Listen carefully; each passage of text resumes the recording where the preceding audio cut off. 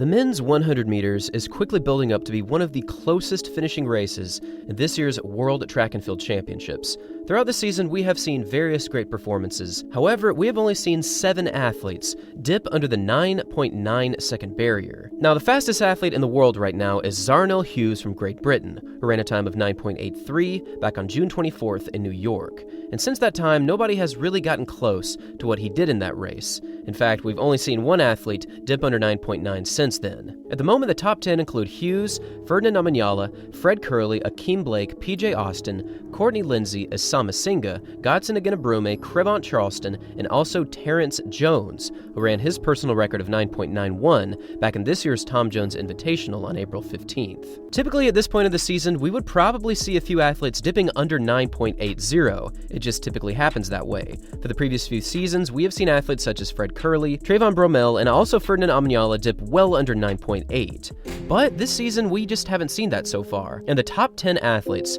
are all within 8/100ths of a second of each other. So as we head into this year's World Championships, there is a razor-thin margin separating these top athletes. So what exactly is going to happen and who is going to come out on top in this year's World Finals? Now, given his World Championship gold medal last season, a lot of people have Fred Kerley as the clear favorite in this year's 100 dash. Last season, he ran under 9.8 twice in a single day. He ran a personal record of 9.76 in the US trials. But he hasn't quite hit his same fitness this season, as his season's best only stands at 9.88. Throughout this season, he has only lost one race, and that came on July 16th in this year's Silesia Diamond League meeting in Poland. And for that race, it was a super close finish, with ultimately Akane Simbine from South Africa coming away with the victory, just barely edging out Fred Kerley in second. This was a very interesting race because it showcased a lot of the world's best competing and almost running the exact same time.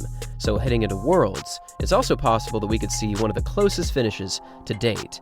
However, a lot of people are putting their money on Zharnel Hughes, who seems to be only improving as this season continues. Not only did he break his national record in the 100 dash at 9.83, but he also broke his national record in the 200 meters, running a big personal record of 19.73.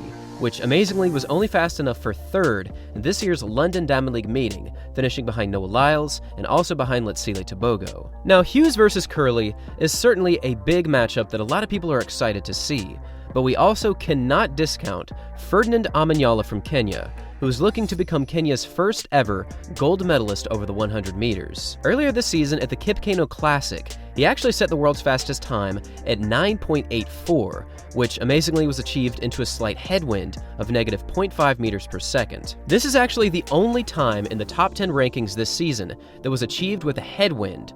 So for that day, Ferdinand Amanyala could have potentially broken 9.8 had he had a more favorable tailwind. Now, in addition to Hughes, Amanyala, and Fred Kerley, there are so many athletes with the potential to get onto the podium and perhaps grab a gold medal. There's the rising junior sensation Asama Singa from Suriname, who recently ran a world junior record at 9.89. There's Crevant Charleston from the United States, who surprised the world with US victory at 9.90. And then there's the Bahamas superstar Terrence Jones, whose season's best goes all the way back to April at 9.91. It is a very difficult task to predict who will come out on top in this year's World Championships over the 100 meters.